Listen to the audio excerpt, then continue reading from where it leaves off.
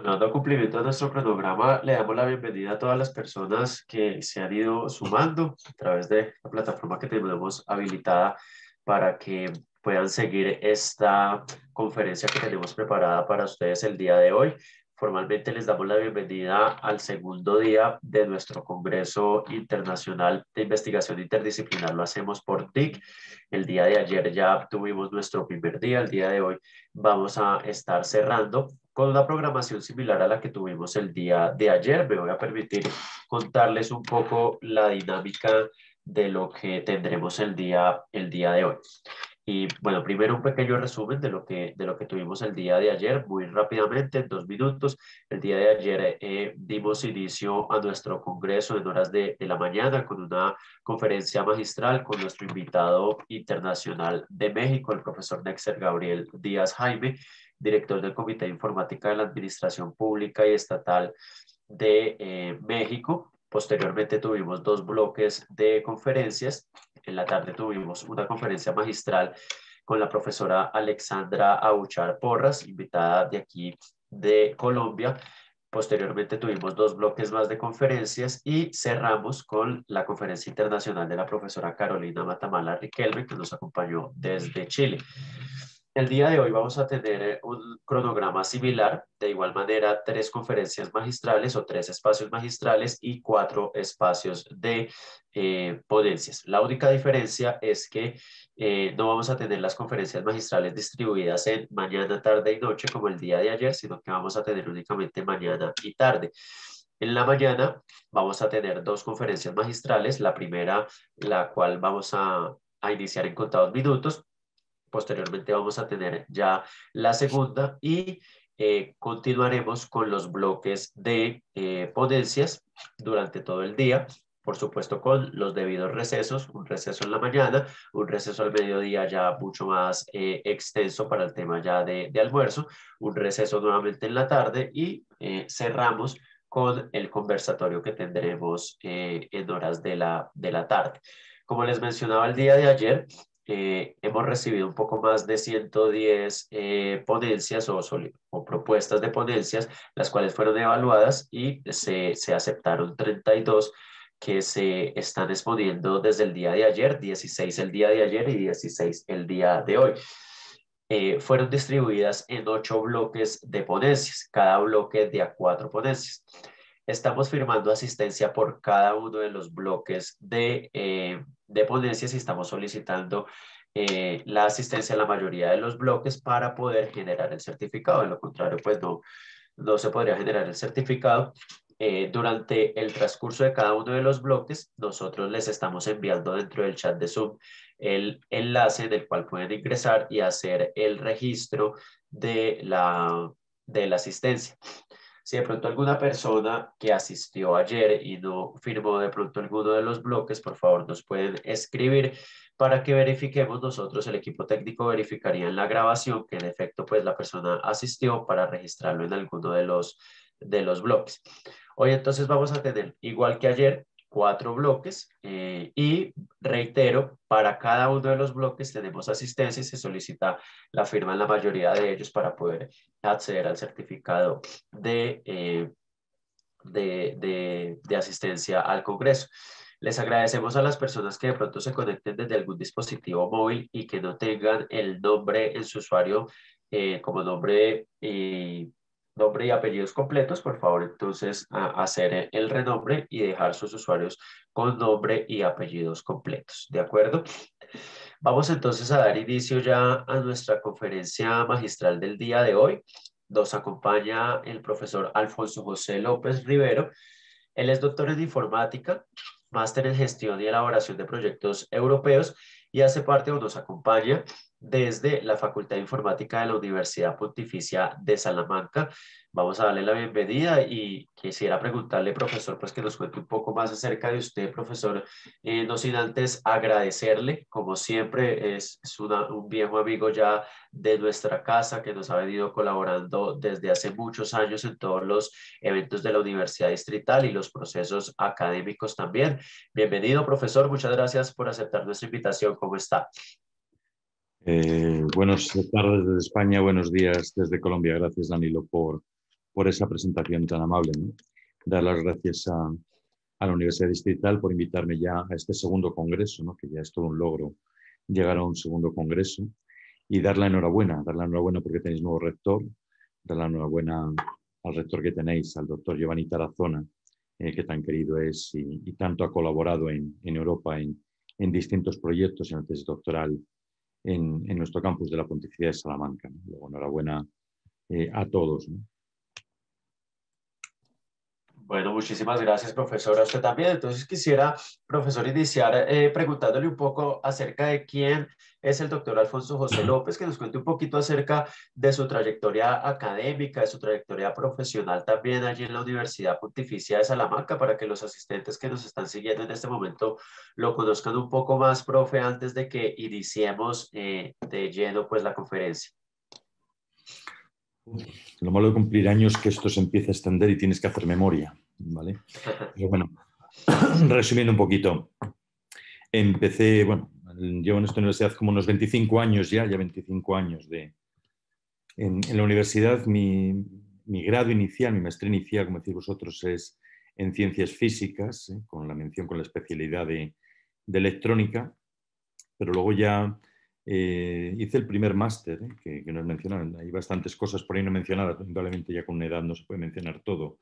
Me empecé a especializar en temas de calidad y de ahí relacioné con el tema de ingeniería informática, ¿no? Y como bien dices, hice el doctorado en ingeniería informática y un máster también, un posgrado también en ingeniería informática, ¿no? Con lo cual ahí comenzó mi andadura, pero no fue el único cambio, porque en ingeniería informática hice luego un posgrado también en calidad, como vino diciendo, hice máster en dirección de proyectos y he ido derivando y mezclando con la parte de estadística, ¿no? La parte de estadística y toma de decisiones.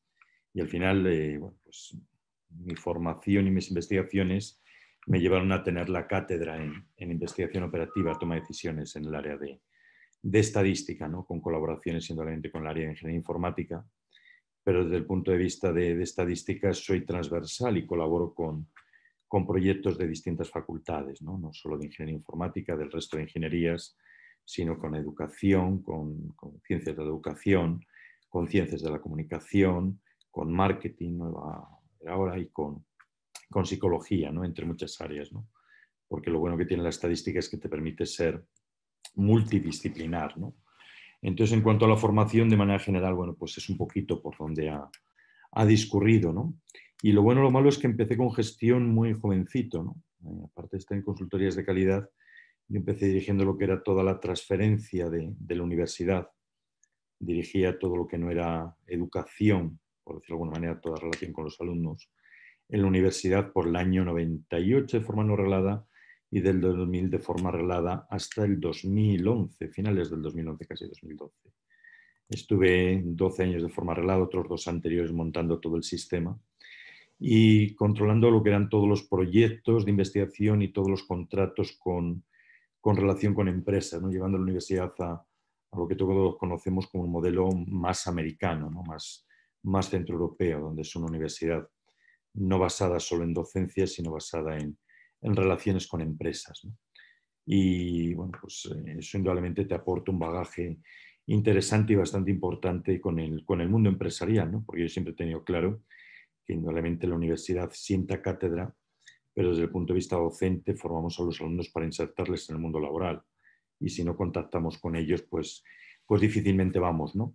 Pero no solo contactar para los alumnos, sino además contactar para proyectos de investigación, ¿no? Y eso me llevó, bueno, pues, a tener bastantes proyectos de investigación europeos, nacionales, regionales, de distinto índole, pero siempre he buscado un enfoque muy bien con participación de la empresa y transferencia, ¿no?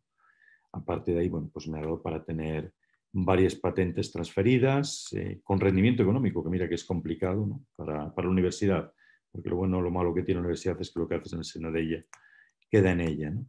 Y además de patentes y propiedades intelectuales, bastantes registros de propiedad intelectual buscados con alumnos, que luego también transfiero a la sociedad y en artículos, ¿no? Y luego, pues bueno, las publicaciones, pues diversas, variadas en el índole que estamos comentando en todas estas áreas, ¿no? Y bueno, pues de una forma un poquito breve, pues ahí tienes, y quizá por destacar, que creo que es destacable, Empecé a dirigir lo que es la cátedra Iberdrola. Iberdrola es el principal operador de electricidad de España y de varios países más, y tiene cátedras en distintos países, y la de la universidad la dirijo actualmente. Ya vengo desde hace 10 años dirigiendo esa cátedra, en la cual bueno, pues desarrollamos proyectos de distinta índole, ¿no? Desde temas de virtualización para prevención de riesgos laborales, es decir, una de las ramas en las que sí me especialicé es en todo lo que conocemos como realidad mixta, ¿no? Virtualización, realidad aumentada, 360 grados, toda esa parte, ¿no? Y con ellos hacemos bastantes cosas ahí, sobre todo para recrear presas, comportamientos de movimientos de electricidad, para hacer visitas virtuales, para temas, como digo, de prevención de riesgos laborales, tanto de presas como de equipos que están situados en el campo. Ahí tenemos bastantes cosas hechas con la cátedra Iberdrola que sigo dirigiendo. Y además trabajo también con la cátedra Profuturo, no sé si conocen Profuturo. Profuturo es, entre otros, está sustentado por Transport Telefónica, Movistar, la Caixa y prácticamente todos los líderes y gobiernos, no solo religiosos, ¿no?, sino también de gobiernos. Y se dedica, el objetivo fundamental es la alfabetización digital de los niños sin recursos, ¿no? Llevamos alfabetizados más de 20 millones de niños en todo el mundo, ¿no? Y digo que llevamos, aunque yo no me dedico a esa parte de alfabetización digital, pero sí trabajo en esa parte, y nosotros sobre todo desde aquí lo que hacemos es toda la parte analítica de datos, ¿vale? Y con esa parte analítica, bueno, pues intentar mejorar la educación, ¿no? Si tenemos también proyectos en esa línea relacionados de educación con analítica de datos, y sí está dando sus frutos para mejorar un poco pues, esa parte de docencia, ¿no? En este proyecto que, como digo, lleva más de 20 millones de niños alfabetizados en todo el mundo a día de hoy, desde Asia a África, América, en todo el mundo, ¿no? Y aparte de eso, pues poquito más, ¿no? Pues algunas cuantas tesis doctorales dirigidas, que siempre es importante contribuir al conocimiento, y algunas más que sigo dirigiendo y algunas más que me siguen pidiendo para dirigir, ¿no? Que siempre, bueno, pues es atrayente dirigir tesis doctorales y grato en este caso, ¿no? Estoy dirigiendo de dos compañeros vuestros de la distrital actualmente que defenderemos este año ya aquí en Salamanca. Y bueno, pues brevemente he intentado, ¿no?, resumir un poco lo que ha sido la trayectoria, ¿no? Claro que sí, profesor. Allí lo tienen todos ustedes, una excelente trayectoria de nuestro invitado internacional el día de hoy, el doctor Alfonso José López, quien nos acompaña desde España y quien estará orientando nuestra primera conferencia magistral que lleva como título Educando en TIC a la generación Z. Entonces, vamos a tener aproximadamente 30 minutos de conferencia del profesor Alfonso José. Posteriormente, vamos a pasar a un espacio corto de preguntas y allí daríamos entonces final a nuestro primer espacio magistral del día de hoy para iniciar inmediatamente nuestro segundo espacio con el doctor Amancio Ojeda, nuestro invitado internacional desde Venezuela. Entonces, vamos a dar entonces inicio. Profesor, de nuevo, muchísimas gracias por acompañarnos el día de hoy. El tiempo y el auditorio es suyo, profesor. Bienvenido nuevamente.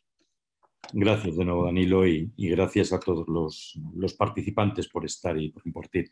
Voy a intentar no llegar a tanto de 30 minutos porque creo que lo interesante es hacer una reflexión, ¿no?, sobre todo este tema. Y el título quizá parece muy ostentoso, ¿no? Educando en TIC a la generación Z. Planteamiento que estamos haciendo porque en todo el mundo, indudablemente, estamos en un proceso de sociedad de transformación digital. Transformación digital de la sociedad equivale a la transformación digital de la empresa, transformación digital de la forma de hacer las cosas en todos los ámbitos, ¿no?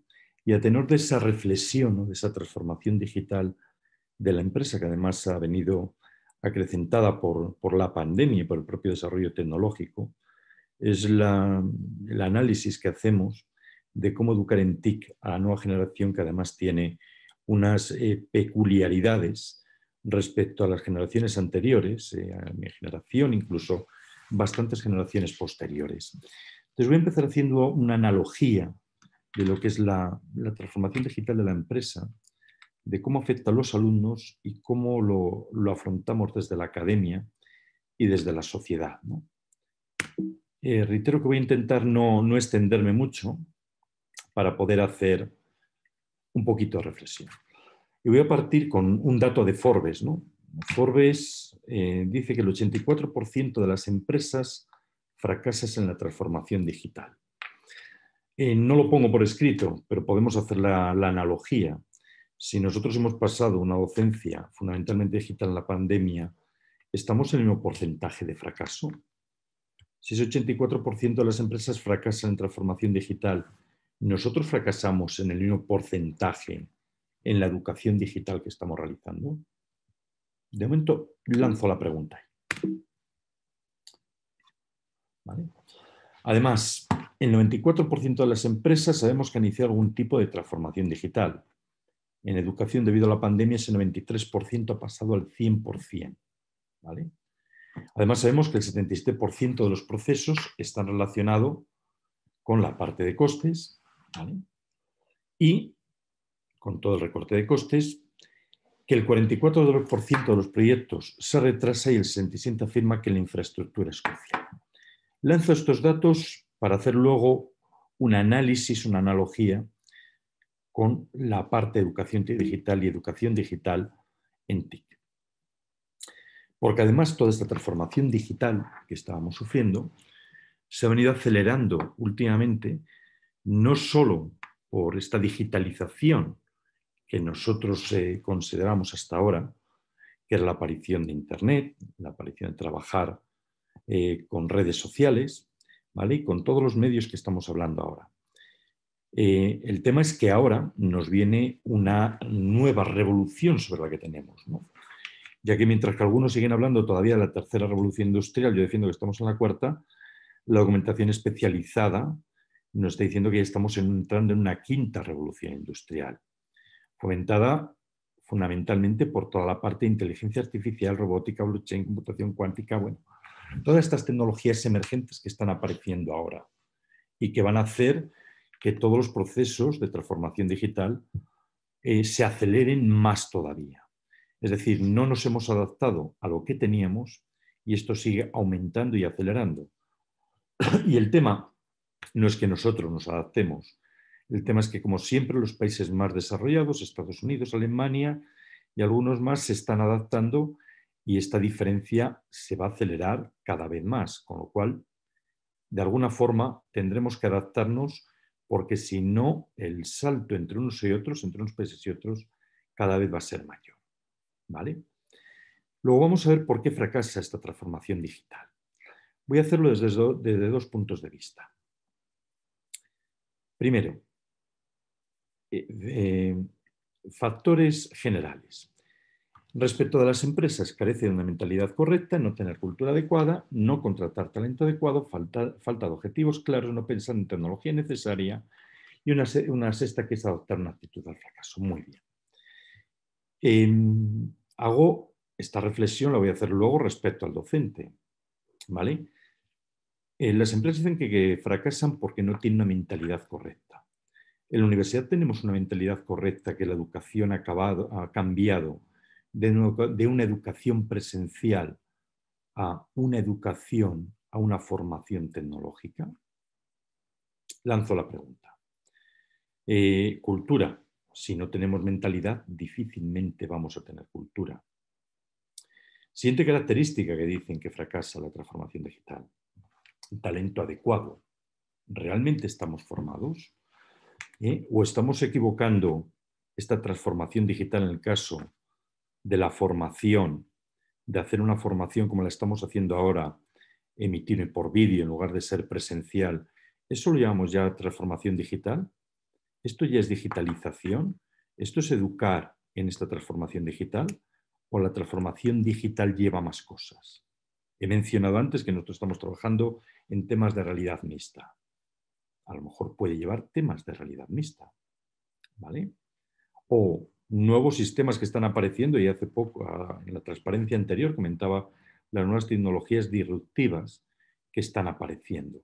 Esta mañana comentaba con un compañero, estábamos haciendo pruebas, los nuevos sistemas de inteligencia artificial que están apareciendo, y si es quien luego comparto vídeos con el auditorio, ¿vale? Sistemas de inteligencia artificial entrenados con terabyte, con cientos de terabytes de datos, en el cual, bueno, pues tú ya lo tienes, le metes a funcionar, le dices que quieres hacer un programa, pero se lo dices en lenguaje natural, lo escribes y él directamente te está poniendo el código, ¿vale? Le dices que quieres sumar y él sabe ya sumar. Simplemente ha aprendido de todos los datos que están en la red, ¿vale? Se le ha entrenado con todos los datos que están en la red y a partir de ahí él ya sabe traducir, sumar o te sabe programar directamente, ¿vale? De momento no vamos a esa parte. Lanzo hacia dónde va el futuro y dónde estamos y el salto que tenemos que adaptar. Y quizá estamos en una generación que no podemos esperar tiempo para llegar a ello. Con lo cual, llego al siguiente punto. Posiblemente tengamos también que definirnos o redefinir esos objetivos, ¿vale? Igual que decimos que la empresa fracasa porque no tiene la tecnología necesaria, a lo mejor nosotros tenemos que pensar si tenemos esa tecnología necesaria. Pero si el fracaso viene porque se adopta una actitud al fracaso, quizá nosotros debiéramos de no plantear esa situación.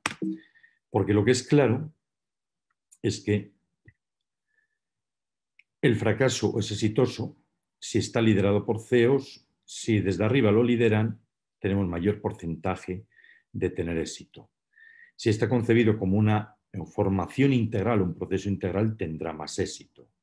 Si tenemos la infraestructura adecuada, el éxito se duplica también, ¿no? Y si tenemos enfoques de empresa de llegar ahí, indudablemente siempre mejorar.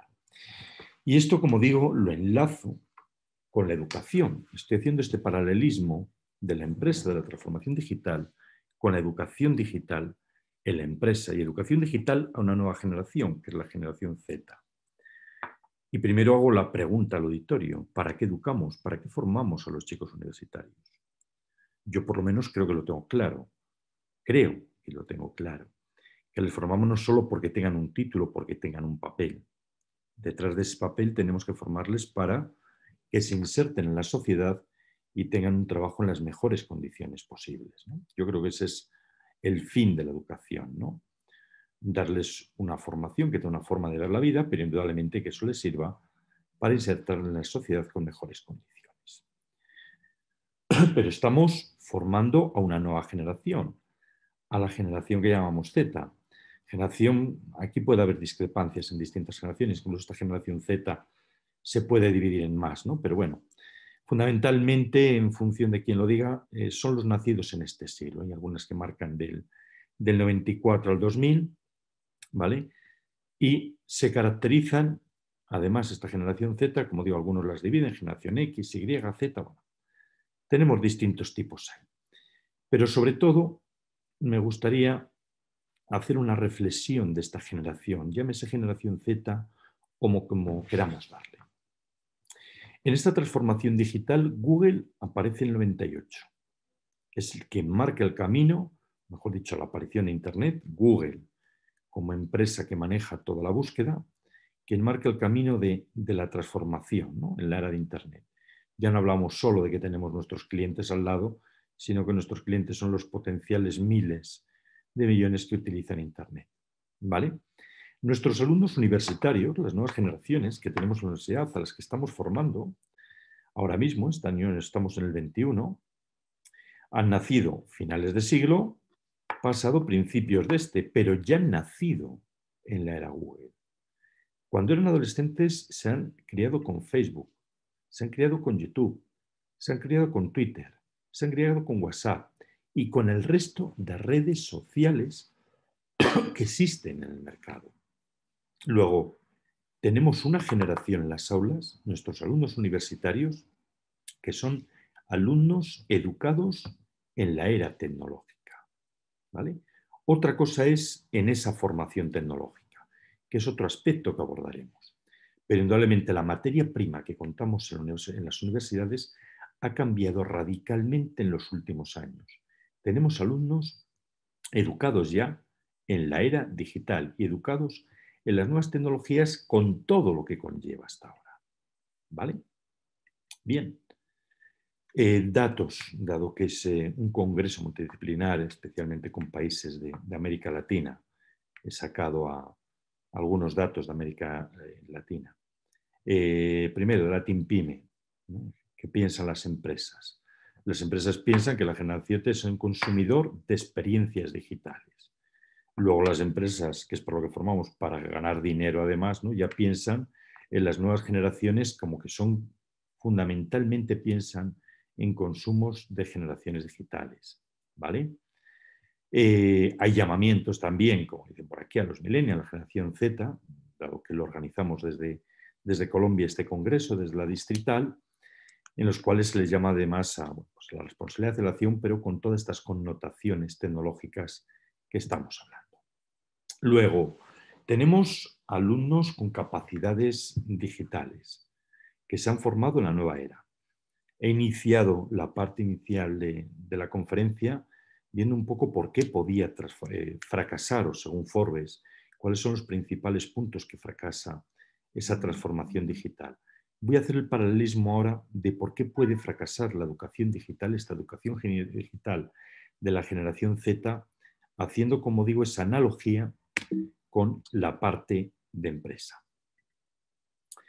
Voy a centrarme en 10 puntos. Voy a intentar no alargar mucho porque creo que lo interesante es plantear el debate. Nosotros estamos estudiando pues, un poco estos 10 puntos, ¿no? En cuanto a su significado y la implicación que tiene el fracaso de la educación digital, que indudablemente es el fracaso de la transformación digital en la empresa y el fracaso de la sociedad, ¿no? Porque al final son los que forman parte de esa sociedad, ¿vale? Primero, las empresas dicen que no se dedica el tiempo suficiente a entender la profundidad del problema y el tamaño de la oportunidad que tiene. Yo lanzo el auditorio que tenemos y que luego lo seguiré escuchando, son los profesores universitarios en su mayor parte que han comentado, ¿no? Planteo la pregunta, ¿desde la universidad hemos dedicado a reflexionar este problema y las nuevas oportunidades que tenemos con esta transformación digital? ¿O los profesores seguimos mirando en cómo podemos adaptar los apuntes de pizarra a esta nueva era que tenemos y esta nueva formación que en la mayor parte de los casos sigue siendo por vídeo? Lanzo primera pregunta, ¿vale? Segundo tema, que a nivel empresarial los hacen el fracaso. Se enfocan mayoritariamente en implementar soluciones tecnológicas y no sacarle el provecho a las soluciones implantadas. Yo voy a decir mi caso, y los demás no sé lo que hacen. En mi caso, cuando empezó toda esta transformación, que hice, tengo mis apuntes de clase, de maravilla, me voy a transformar digitalmente. Mis apuntes de clase lo voy a pasar a un PowerPoint y es lo que voy a poner. Y con los PowerPoint ya me he transformado digitalmente. ¿Realmente eso es una transformación digital? Hago la pregunta y yo me la hago a mí mismo. Quizá la transformación digital con los nuevos medios, donde los chicos se han educado ya en la web, tienen toda la información al alcance de la mano y posible la información que yo le voy a dar en apuntes ellos la tengan antes que yo y a lo mejor hasta bastante mejor, hay que enfocarla en otra línea. Lanzo siguiente pregunta, ¿vale? Además, fracaso empresarial no se cuenta con una hoja de ruta que esté bien definida y que permita lugar tener pequeñas victorias rápidas y frecuentes. Muchas veces lo que tenemos es que no nos planteamos esto ni a largo ni a corto plazo. Es decir, qué éxitos podemos tener en nuestro caso con los alumnos para, a través de la transformación digital, poder conseguir éxitos pequeños, como digo, para seguir avanzando, ¿vale?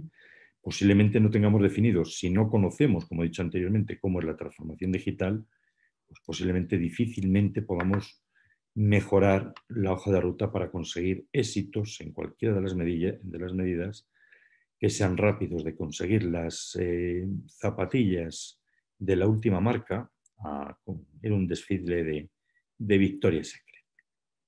¿Vale? Siguiente punto que analizan fracaso. Forbes dice que se olvida del papel que juegan las personas en todo este proceso y lo que es más importante, del cambio cultural. Indudablemente estamos en un cambio cultural, quizá, y muchos defienden que es el mayor cambio cultural que ha tenido la sociedad, hemos tenido los humanos en los que llevamos constituidos como sociedad, ¿no? Quizá es la revolución industrial más disruptiva a lo largo de toda la historia. Cierto es que en los últimos años los desarrollos tecnológicos y los considerados como inventos en generales están siendo de tal magnitud que supone una revolución mayor de cualquiera de las que ha habido a lo largo de la historia. y además están siendo en un periodo muy corto de tiempo, ¿no? Luego, este cambio cultural, asociado además a una forma de concebir la vida, la sociedad y la familia muy distinto, porque si nuestros abuelos hablaban de que no tenían televisión y se reunían en torno a la chimenea, y leían las historias o contaban las historias por la noche, nosotros nos educamos con nuestros padres en torno a una mesa viendo la televisión. En nuestros hijos, los nuevos jóvenes, ya no ven televisión, se conectan al móvil, a partir del móvil ven series o están chateando o relacionando a través de las redes sociales con otros amigos. Luego, es un cambio cultural radical el que hay en la sociedad y en la forma de compartir y de relacionarnos. Y ese cambio cultural, o mejor dicho, los instrumentos que están generando ese cambio cultural, quizá no los estamos utilizando en toda esta parte de transformación como una ventaja y a veces lo vemos más como un lastre, ¿no? a lo que tenemos.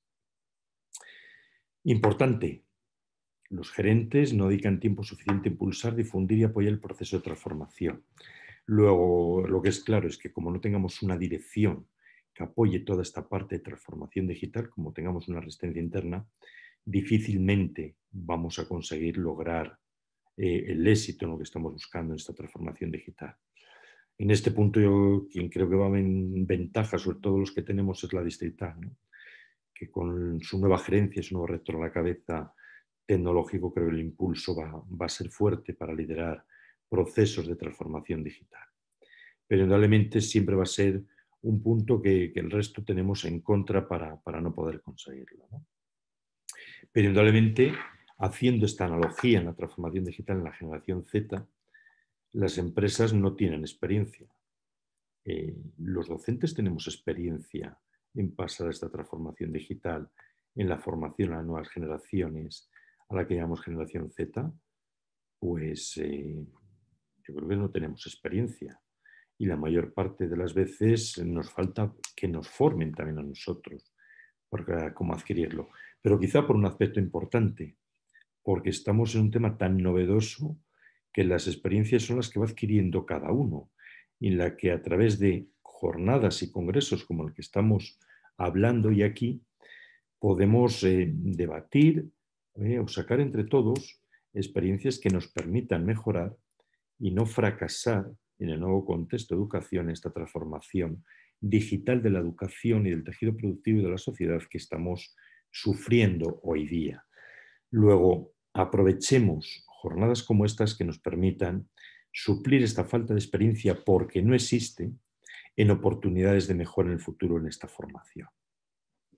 Porque la mayor parte de las veces nos limitamos a hacer réplicas digitales frente a la transformación digital.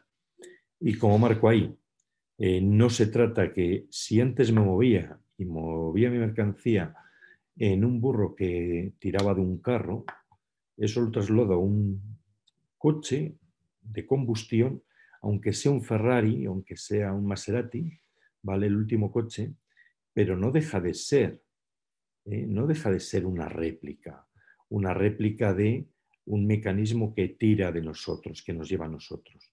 El nuevo concepto que tenemos ahora no es el concepto de pasar de un burro tirando de un carro a tener un Ferrari, tener un Maserati. El concepto es totalmente distinto, porque no es un concepto solamente de un cambio de movimiento de un burro a un Maserati, a un Ferrari. Es un concepto totalmente distinto el que nos lleva a la transformación digital. No pasa de tirar de animales a motores de combustión. El símil que intento hacer va en esa línea, ¿vale? Conceptualmente la transformación digital es tan distinta a lo que veníamos haciendo hasta ahora como lo es pasar de la tracción animal a la tracción mecánica, por muy Ferrari que tengamos delante o que tengamos entre las manos, ¿vale? Porque con todo esto, lo que tenemos que entender, así como no estamos pasando del animal al motor de combustión, tenemos que entender que la digitalización es un objeto en sí mismo. Tiene que ser algo intrínseco a nosotros, tanto en la forma de enseñar, que es donde estamos llevando ahora, como la nueva forma de hacer negocios. Porque las nuevas estadísticas están diciendo que mientras que antes de la pandemia la vida media de una empresa era de 50 años, se espera que dentro de 5 años, una vez que se empiece a estabilizar esto, la vida media de una empresa no llegue a 8 años, por lo menos en el concepto que se entiende hoy día. Si esos datos los trasladamos a la academia, los trasladamos a la universidad, a la formación que estamos dando, quizá podamos tener una sorpresa un poco desagradable, sobre todo porque nuestros entornos se están adaptando también, ¿no? Y esto al final es una ley de oferta y demanda, ¿vale? Indudablemente, decía, y el origen de la conferencia, o en el título por lo menos, es educar y esta transformación digital en la generación Z. Nuestros clientes desde el punto de vista de educación son los alumnos. Y los alumnos, como he empezado diciendo, se han creado, se han educado en nuevas tecnologías. Quizá, y digo quizá, porque a lo mejor muchos de los que están presentes sí lo hacen, yo en mi caso no, y mi entorno tampoco, utilizamos la experiencia de los alumnos que son digitales porque han nacido en ese medio y utilizamos su experiencia en el nuevo proceso de aprendizaje, de enseñanza que estamos realizando con ellos. Y fíjense que estoy diciendo como medio, porque para mí la transformación digital no es solo utilizar las redes sociales, utilizar las distintas herramientas tecnológicas, sino que sabemos un poco de programación que nos permite interactuar, difícilmente vamos a conseguir alumnos con una transformación digital completa, ¿no? Reflexión que sigo lanzando a todo el auditorio. Luego, intentemos aprovechar los alumnos, porque creo que debiéramos de confiar más en las personas y no tanto en las marcas que nos tienen o que tenemos. No pensar tanto si estamos conectados a través de Zoom, como estamos ahora mismo, o de cualquiera de las herramientas, marcas que tenemos a nuestro alrededor o que nos implantan como soluciones digitales, y a veces la solución la podemos tener más cerca, porque es claro que los alumnos que tenemos, como vengo diciendo, son alumnos que se han creado en la era digital. Quizá, como decía en el punto anterior, deberíamos de contar más con ellos, contar más con las personas, con nuestros alumnos, con la experiencia digital que tienen para lograr una formación en transformación tecnológica que permita adaptarnos a lo que pide la sociedad. Porque si no, por lo menos lo que nosotros estamos percibiendo y los datos que tenemos, es que el salto entre los países más ricos y los que no llegamos tanto va a ser cada vez mayor y esa diferencia se va a acentuar. Pues es un poco las reflexiones, ¿no?, que quería compartir, ¿no?, que creo que por lo menos desde nuestro punto de vista son bastante profundas y de bastante calado. Y como digo, realmente marcan la transformación de la sociedad en la que quizás la mayor revolución y sin quizá que hemos tenido a lo largo de toda la historia de la humanidad. Y bueno, he procurado no alargarme, no he incluido tampoco muchos datos para dejar unos minutos de poder debatir con los asistentes y estar en tiempo para el siguiente ponente, no arrastrarlo. Creo que nos quedan como unos 15 minutos de preguntas, ¿no?, y de poder debatir, que creo que es lo realmente interesante también en estas jornadas, ¿no?, poder debatir entre colegas y que podamos aprender entre todos en cómo mejorar, ¿no?, en este día a día. Profesor Alfonso, muchísimas gracias por su intervención.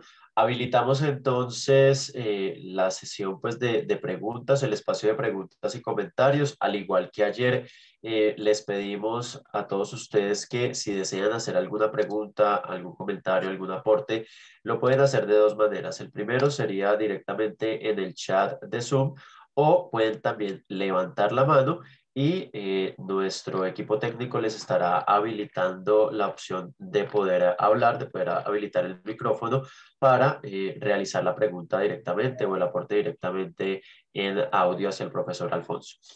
Voy a empezar entonces yo, profesor, mientras nuestro auditorio se anima un poco también a realizar alguna pregunta, algún comentario. El día de ayer, anoche, la profesora Carolina Matamala, socióloga de Chile, la Universidad de la Frontera en Chile, nos hablaba también un poco de lo que ha costado hacer ese giro hacia la virtualidad, ¿no? ella decía que todo lo que se ha dado, pues se ha dado un poco sobre la improvisación, sin de pronto desmeritar la respuesta que han tenido las instituciones educativas, ni tampoco caer en decir que porque ha sido improvisado ha sido bueno o ha sido mal. Eh, y yo veía dentro de su conferencia la importancia también pues de, o la relevancia del componente humano, ¿no? De las acciones que surgen desde el componente humano.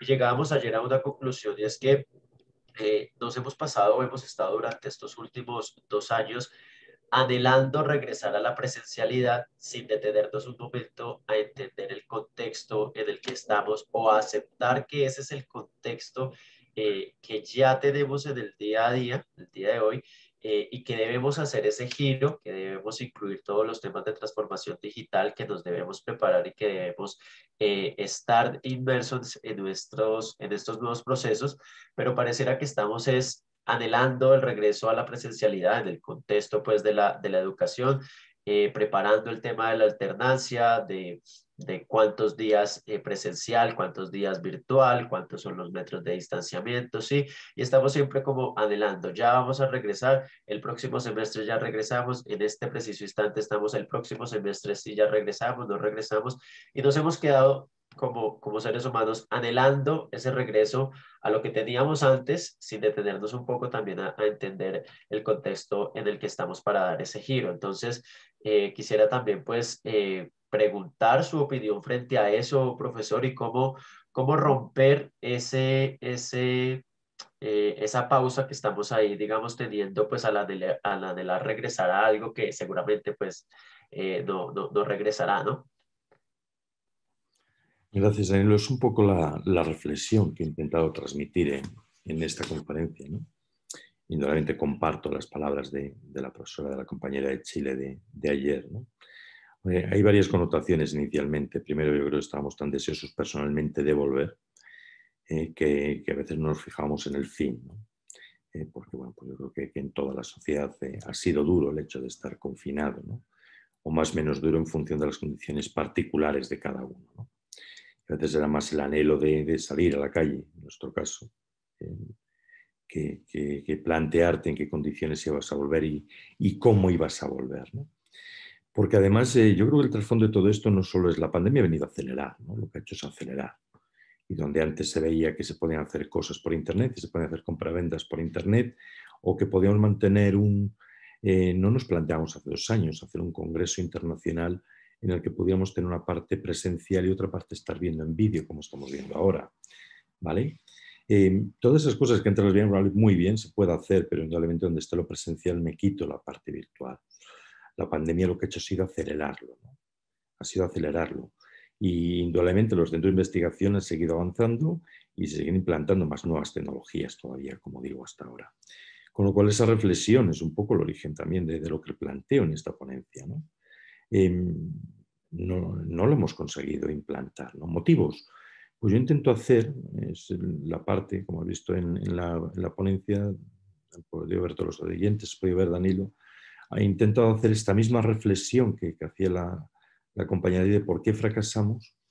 Yo lo he traducido en los 10 puntos haciendo una analogía que no tiene por qué coincidir, pero si hay una experiencia que ya está analizada y estudiada, quizá podemos hacer una analogía con ella, ¿no? Y lo que tiene la universidad, yo siempre digo que la universidad es como los antiguos locomotoras de carbón, ¿no? Es algo lento, que desde que arranca empieza a funcionar hasta que llega al fin tarda tiempo, ¿no? Mientras que las empresas, las sociedades son mucho más dinámicas, ¿no? Es decir, que los procesos que nosotros hacemos en la universidad y cómo formamos a nuestros alumnos no se ven en la sociedad al menos hasta 5 años después, ¿no? Con lo cual no tenemos una retroalimentación directa y rápida. Mientras que la sociedad tiene esa retroalimentación de una manera inmediata, ¿no? Porque la empresa que no vende, eso existe un mes, dos, tres, pero vamos, si no venden 6 meses está cerrada. Si no venden un curso académico, en un año está cerrada, ¿no? Las universidades afortunadamente eso nos podemos permitir, podemos estar 4 años sin ver resultados y esto sigue para adelante, ¿no? Por eso he intentado hacer esta analogía, ¿no? Analogía con un mundo que está estudiado, que es el mundo empresarial, de por qué está fracasando esa transformación digital, ¿vale? y hacer esta analogía con lo que es la universidad, ¿no?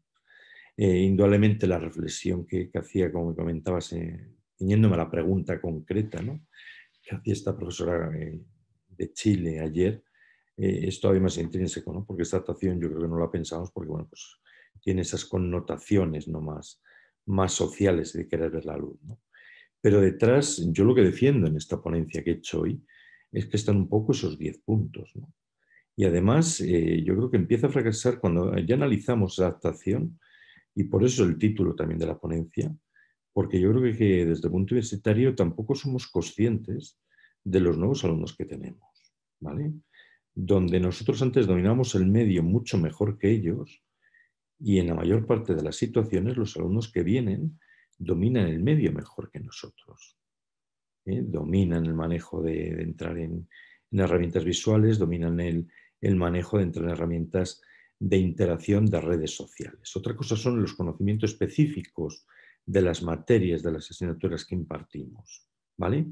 Esos conocimientos, indudablemente, quien manda y quien los tiene son los profesores.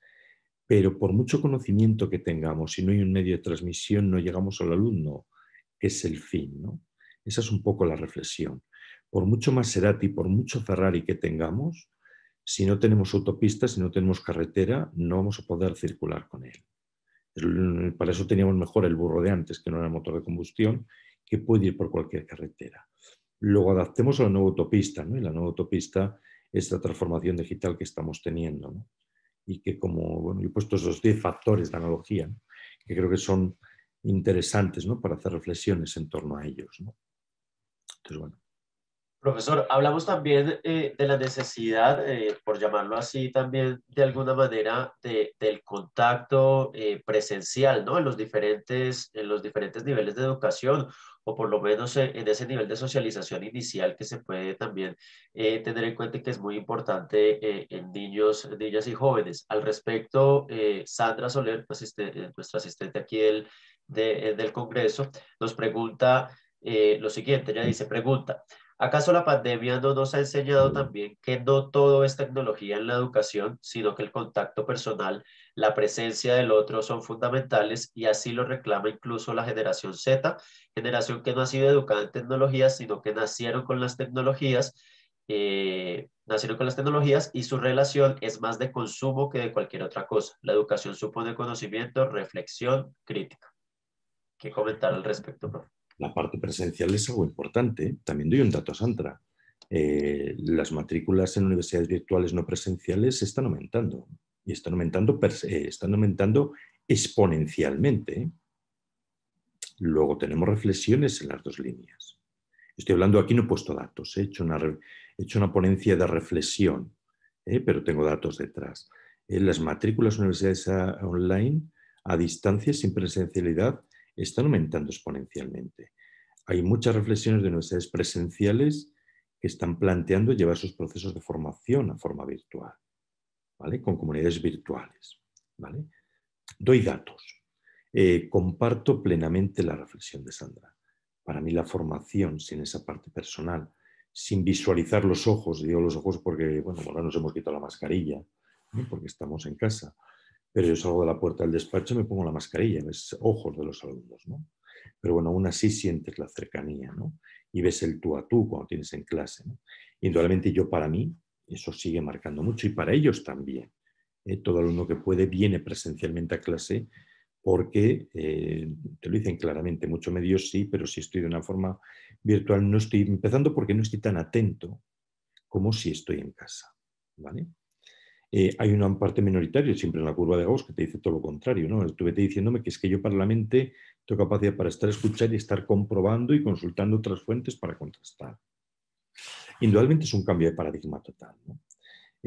Comparto la reflexión de Sandra en el sentido que yo prefiero indudablemente también esa parte de contacto personal, pero con datos objetivos hay una parte importante también de la formación o de la población de la nueva generación Z que busca otras experiencias distintas a esta cercanía personal, ¿vale?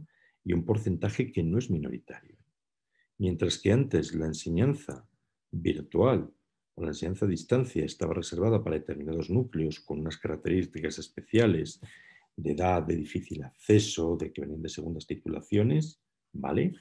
Esos porcentajes están mirando, ¿eh? Y ya no solo son alumnos que van a enseñanza virtual, segundas titulaciones con una cierta edad o que no tienen acceso directo. Hay un porcentaje de alumnos que antes optaban por la enseñanza tradicional que han cambiado el modelo. Tengámoslo en cuenta también, ¿vale?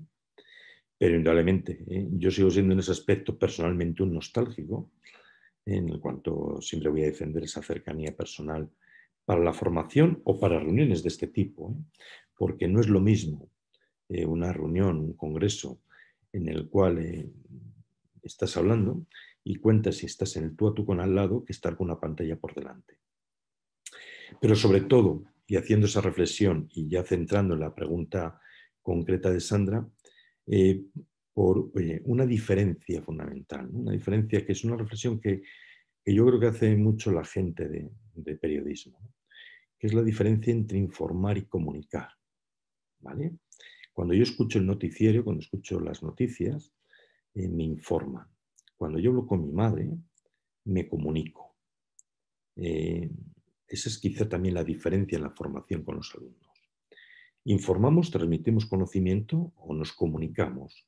Aparte de transmitir conocimiento, damos algo más. Yo creo que esa es la diferencia en la formación presencial y en la formación del tú a tú, ¿no? Por eso también es por lo que defiendo que el alumno esté en clase, ¿no? Pero la realidad también es la que hay y es la que tenemos que irnos adaptando. ¿Vale? No sé si he contestado a Sandra, ¿no? En lo que me está diciendo. Gracias, gracias, profesor. Profesor, bueno, no sé si en Europa, pero pues en América Latina, en muchos, Sandra nos dice que sí. Sandra Soler nos realizaba esa pregunta y Sandra Hernández nos dice, gracias, desde las habilidades de los estudiantes y docentes, aparte de comprender mejor las funciones de las herramientas virtuales, ¿qué otras habilidades se deben fortalecer para estudiar desde la virtualidad? Y más cuando no se puede escoger, ya que los programas universitarios ahora se ofrecen en mayor medida virtual. Pues mira, te voy a poner, Sandra también, ¿vale? Por cierto, en lo que estamos aquí voy a dejar mi correo, que no lo he puesto por si alguien quisiera hacerme luego alguna consulta. Te voy a poner un ejemplo concreto también, Sandra. Yo tengo, por ejemplo, compañeros que utilizan Kahoot, una herramienta que los chicos controlan perfectamente, ¿vale? Y en lo que están dando la clase, lo que van explicando, les van haciendo preguntas con herramientas tecnológicas que los chicos controlan perfectamente. Consiguen tener a los chicos motivados. Nosotros hemos tenido que llevar por razones de limpieza entre aulas las clases a 2 horas. Consiguen tener a los chicos motivados durante esas 2 horas, que estén atentos y que cuando salen de la clase la tengan aprendida. Ejemplo concreto de una herramienta. Hay muchas más, ¿eh? Muchas más. ¿Vale? No sé si he contestado también, Sandra, pero ejemplos concretos. De acuerdo, profe. Yo iba a mencionar, dice ella, vale, gracias. No sé si en Europa, que tanto se ve en América Latina, en muchos sectores, se ha creado un imaginario, incluso desde antes de la pandemia, de que la educación virtual o que la educación mediada por herramientas de las tecnologías de la información y las comunicaciones es de baja calidad. ¿Cómo romper con ese imaginario, profesor? ¿Y qué tantos actores estamos llamados a romper con eso? ¿Únicamente las instituciones o aquí estamos llamados todos, instituciones, entes gubernamentales, estudiantes de primera mano? Entonces, ¿cómo comentar acerca de ese imaginario que por lo menos en nuestro continente en muchos sectores se ha creado de que la educación virtual es de baja calidad?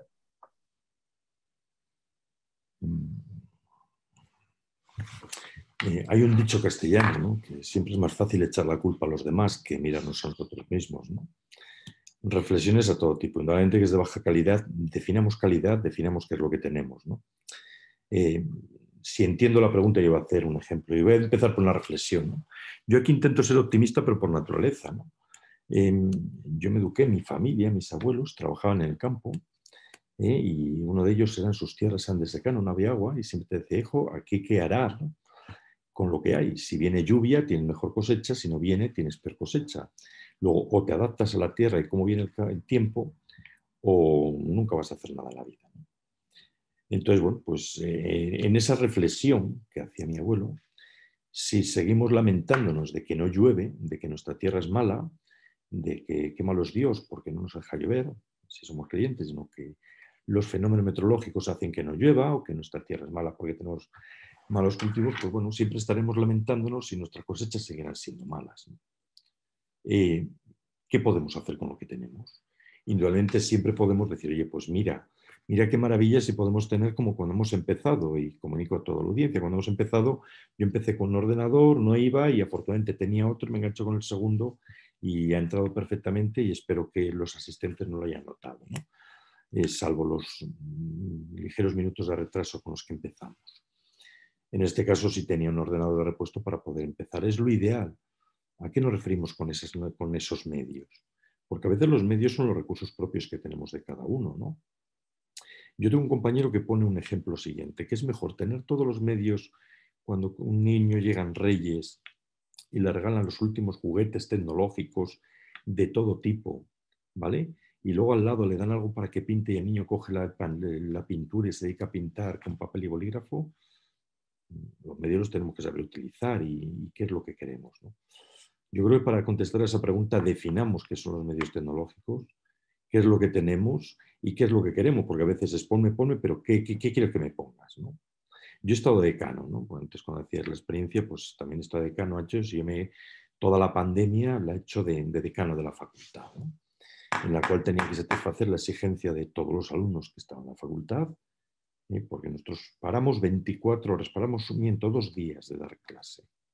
Y al tercer día la educación había pasado íntegramente de presencial a virtual, al 100%, ¿vale? Y tenía que integrar a los 500 alumnos que estaban en facultad con todos los profesores. ¿Vale? Pedir qué es lo que os hace falta. Cuando ya bajaban los humos de todos los que tenían, la mayor protesta era una profesora que le hacía falta un cable de conexión de 20 metros porque es que le apetecía dar la clase en la guardilla para no molestar a la gente que estaba abajo. Esa fue la mayor, para ver un poco, cuando ya aterrizabas todo, venga, una lista de todo lo que hace falta. ¿Qué hablábamos con medios tecnológicos? También es cierto de que se dispone, ¿no? En función de lo que se disponga nos podemos adaptar a lo que hay, ¿no? La pregunta es muy general, ¿no? Y es de lo que todos nos quejamos. No tenemos medios tecnológicos, no tenemos. ¿Qué vamos a hacer con ellos? ¿Para qué los queremos? ¿Qué vamos a utilizar? Pero indudablemente, para echar la culpa siempre vamos a echar la culpa al gobierno y a los que mandan. Porque de esa forma me libro yo de tener ninguna responsabilidad de mi fracaso. ¿Vale? Creo que he sido demasiado crítico, ¿no? Pero en este punto suelo ser crítico, ¿no? De que indudablemente veamos lo que hay y qué nos hace falta, ¿eh? Cuando demandamos a veces tecnologías y recursos de otra índole. ¿Vale? Muchas Siento gracias, ser sido profesor. demasiado crítico, ¿no? No, no, profesor. De hecho, yo creo que eso es lo que buscamos en este tipo de espacios. Yo mencionaba ayer, pues, que en este congreso particularmente nos estamos preguntando cuál es ese rol de la academia tras 2 años de pandemia, ¿no? En el primer congreso, el lema del congreso fue la respuesta de la academia a la pandemia. Tendríamos, el congreso lo hicimos tras 7 meses de iniciada toda la emergencia. Y en ese momento estábamos reflexionando, bueno, ¿cómo se ha reaccionado? ¿Qué se ha hecho? ¿Qué pasó? Contando un poco experiencias. Y sobre este congreso ya nos estamos preguntando es, bueno, ya tuvimos momento de reaccionar, ahora sí entendamos cuál es ese rol que tenemos, cuál es ese rol que tenemos cada uno, las responsabilidades que tenemos cada uno en este momento histórico, pues que nos ha traído por delante la pandemia. Yo creo que el comentario pues nos lleva a esa reflexión, que es lo que queremos para todos los asistentes dentro de los 2 días, finalizar un poco con esa idea de entender cuáles son nuestras responsabilidades, cuál es ese rol que tenemos nosotros desde este medio académico en el que nos encontramos. Y a propósito, profesor, pues antes ya de cerrar para ir dando cierre a este espacio, pues lo quisiera invitar a que nos dejara una reflexión final en torno a eso y en torno pues a todo lo que hemos hablado el día de hoy a raíz de su exposición, profesor. Mi reflexión final no es pesimista, como antes he dicho, es todo lo contrario, es muy optimista. Yo creo que es un momento precioso, ¿no? Un momento precioso y además para profesores que estamos en la universidad, ¿no? porque creo que he repetido varias veces en la conferencia, ¿no? Desde mi punto de vista, estamos en un hito histórico que es la mayor transformación y la mayor revolución que está sufriendo la sociedad desde que somos sociedad, desde que somos personas, ¿no? Y ser partícipes de esta transformación, ¿no? Si como profesor universitario, que además de la docencia estás haciendo investigación y siempre estás pensando a ver qué puedo contribuir a la sociedad con lo que yo estoy investigando, aquí vamos a ser partícipes desde el punto de vista docente, ¿no? Entonces, mi reflexión es que el mundo universitario vamos a ser partícipes y vamos a formar a los jóvenes que van a liderar esta nueva transformación, esta nueva forma de concepto de sociedad, ¿vale? Y que nos vamos a tener que estar inventando continuamente, que no va a haber, no tenemos de momento ningún librito mágico ni ninguna varita mágica que nos diga cómo hacer las cosas y que indudablemente foros de este tipo siempre nos van a ayudar a poder mejorar, ¿vale? Y a poder entre todos diseñar herramientas que nos permitan adaptarnos a esta transformación digital. Porque en otras cosas para eso sirve también la universidad. Porque en la mayor parte de los casos la experiencia que cojan los jóvenes y las herramientas en las que formemos va a ser las que van a importar al mundo social, al mundo empresarial, al mundo laboral cuando ellos se incorporen y los que van a hacer que esa transformación digital sea efectiva en la sociedad y que seamos mejorando como sociedad, ¿no? Porque indudablemente el profesor universitario, la academia, es parte importante de ese eje social que ayuda a la transformación y que va como un mercancías antiguo, como una máquina a vapor, ¿no? Que lo que hacemos ahora empezará a tener sus frutos dentro de 4 o 5 años en la sociedad y donde de alguna forma tenemos que empezar a agilizar todo este proceso, no podemos ir con esa lentitud que tienen en lo que en Europa llamamos los grados, creo que vosotros son las maestrías o los pregrados, perdón, me parece, ¿no?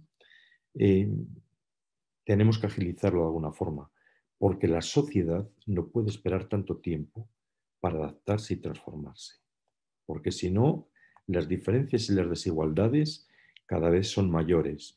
En otras conferencias hago una reflexión. Hace 100 años, la diferencia entre el país más rico y más pobre, hace 120 años, ¿vale?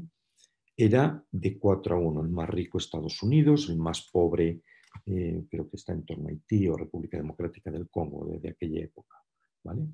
Actualmente esa diferencia se sitúa en más de 140 de término medio y va aumentando. Y en gran medida esa diferencia está asociada a la formación digital de la sociedad y a la transformación digital que tenemos desde la academia y desde las empresas, que no olvidemos que la mayor parte de los casos están formadas por los jóvenes que salen de la academia.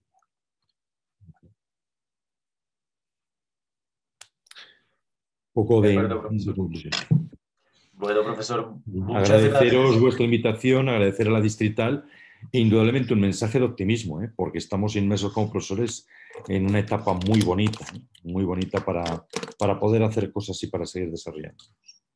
Claro que sí, profesor. Muchísimas gracias. Desde la Universidad Distrital, desde la red RITA, le agradecemos por haber aceptado nuestra invitación. Como siempre, ya yo lo mencionaba, el profesor Alfonso nos viene acompañando desde ya hace muchos años en todos los procesos académicos que se realizan aquí al interior de la Universidad Distrital, en este tipo de espacios también. Ya nos ha venido acompañando también en espacios alternos de Lo Hacemos por TIC. Muchísimas gracias, profesor, de nuevo. Muchas gracias, feliz congreso a todos y que podamos salir de esta pandemia con nuestra transformación digital en las mejores condiciones posibles, ¿vale? Un abrazo a todos. Muchas gracias, profesor. Un cordial saludo.